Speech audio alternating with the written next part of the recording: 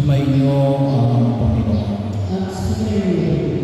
Ang mabuting balita ng Panginoon ayon kay San Juan.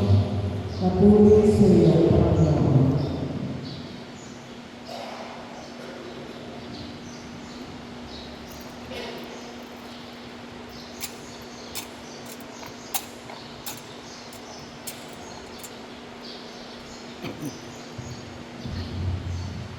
Noong panahon yung sinabi ni Jesus sa kanyang mga labag, huwag kayong mabalisa, manalig kayo sa Diyos at manalig din kayo sa akin. Sa bahay ng aming naman ay maraming silid.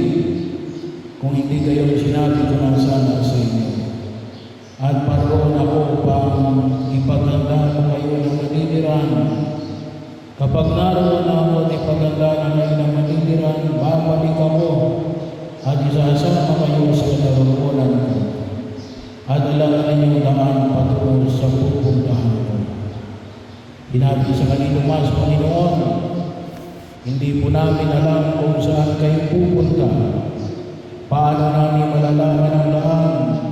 Sumagot si Jesus, ako ang daan, ang katotohanan, at ang buhay.